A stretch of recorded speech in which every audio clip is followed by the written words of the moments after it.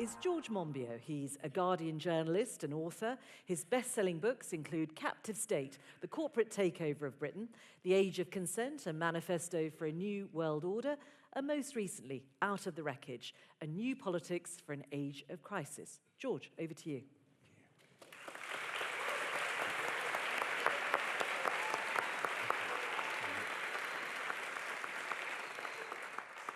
Thanks very much, Rita. Now, I realise that in calling for you to vote for this motion, I'm making quite a tough ask here. To call for the end of capitalism in the 21st century is like saying God is dead in the 19th.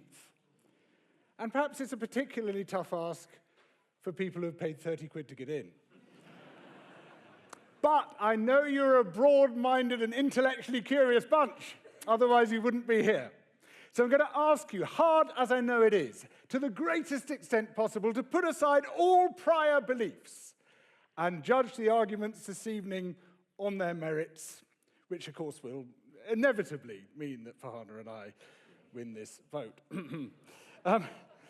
So what is capitalism? It might be quite a useful starting point to agree on our terms. Well, it's an economic system where the means of production are privately owned for the purpose of generating profits and accumulating wealth. It can be distinguished from other forms of profit-seeking by the general commodification of land, labor, and money. As such, its origins date back to about the mid-16th century in England, and as a mature system, it's about 200 years old. I hope we can all agree broadly on that as a definition. I hope we can also all agree on what climate collapse is. Climate collapse is what happens somewhere north of 1.5 degrees of global heating above pre-industrial levels. This is why the Paris Agreement calls on the governments which have signed it, including our own, to keep temperature levels well below 2 degrees and to seek to keep them at 1.5 degrees. At 2 degrees, we see the loss of almost all the world's coral reefs. We see ice-free sea at the Arctic becoming a regular event with devastating consequences as runaway feedbacks kick in, the dark water absorbing more heat, the permafrost releasing its carbon. We've seen recent papers suggesting what they call multiple breadbasket failures, the world's crucial food production regions being taken out at the same time by simultaneous heat waves. We see major cities threatened by inundation. I hope, too, we can all agree that is climate collapse. Now, I'm going to argue that capitalism has three essential and intrinsic features without which it would not be capitalism that drive us inexorably towards climate collapse. And the first of these is growth. Growth is essential to capitalism. Without growth, capitalism is deemed to fail. The rising growth in consumption is the aggregate impact of profit-seeking activities. In other words, it's the inevitable result of capitalism as successfully practiced. And this leads to a slight problem, that perpetual growth, which is what capitalism seeks, on a finite planet, leads inexorably to environmental disaster. Now, those who seek to justify the system will say, well, hang on a moment, that growth can be decoupled from its environmental impacts. You can have rising growth and falling environmental impacts. Now, we know that where material resource consumption, the consumption of stuff is concerned, that has never been demonstrated.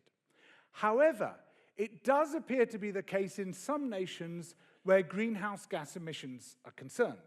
There's a famous study by the World Resources Institute which said that across developed nations, the richest nations in the world, 35 of the richest nations, we saw between 2000 and 2014 a general reduction in greenhouse gas emissions even as economic growth rose in those places.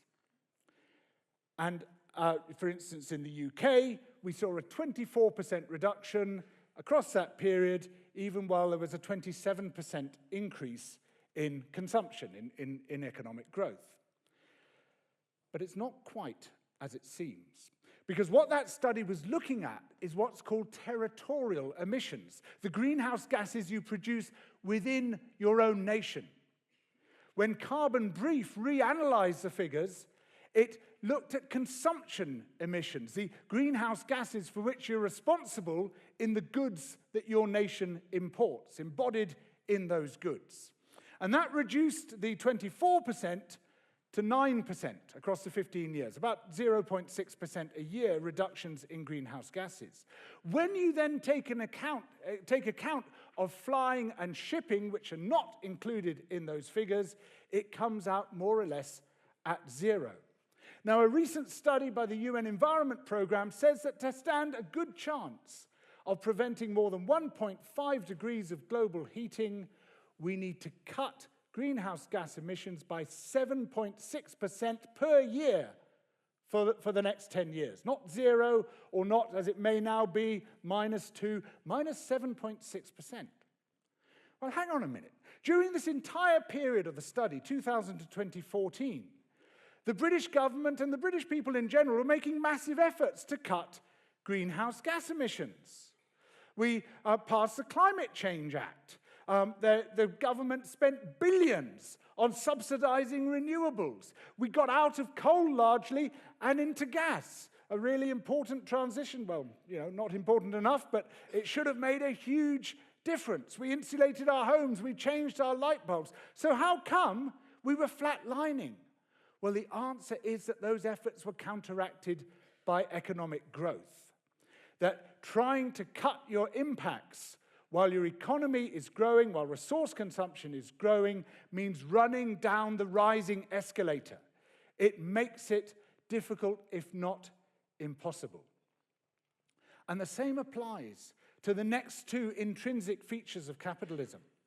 The second one is this feature which has been there since John Locke's second treatise of government, an absolutely central feature of capitalism, which is the assumption that the money in your bank account equates to your right to own natural wealth. You can own as much land, as much gold, you can eat as much meat or fish as you want. You can burn as much carbon as you like, as long as you've got the money for that. And because of that, capitalism is a really lousy way of solving our problems, because it means that those with the money take the lion's share, depriving other people. And however hard we pursue growth, we cannot solve them. So one study, for instance, shows that to reduce poverty by $1, you need to generate $111 of economic growth. On the current trajectory to ensure that everybody, through growth, gets $5 a day, it would take 200 years. We would need to raise the size of the global economy 170 times. But even at current levels of economic growth, we are bursting through environmental limits. 170 times is not the end of poverty, it's the end of life on Earth. And then there's the third feature, which is a promise central to capitalism that everyone can aspire to private luxury. We can all become rich. Now, even if it weren't for that distributional problem, which I mentioned, there's another issue there. There's simply not enough environmental space for everybody to aspire to private luxury. The only reason that some people can do it is that other people don't. Otherwise, we end up just cooking ourselves in very short order. The richest 1% in the world use 175 times as much carbon as the poorest 10%. Is everyone supposed to use the same amount? These three features of capitalism turn it into a gun pointed at the living world. We cannot sustain a habitable climate and sustain capitalism. Instead, we need a system based on a different principle of private sufficiency and public luxury. There's enough for everyone as long as we share it. There is not enough as long as we seek to accumulate it and to keep raising our aggregate and individual consumption. You cannot make those changes while still calling it capitalism. There's an old and vaguely attributed saying, which is that it's easier to imagine the end of the world than it is to imagine the end of capitalism. My friends, I want you to mobilize your imaginations tonight. The question that faces us is, do we stop capitalism to allow life to continue, or stop life to allow capitalism to continue? Thank you.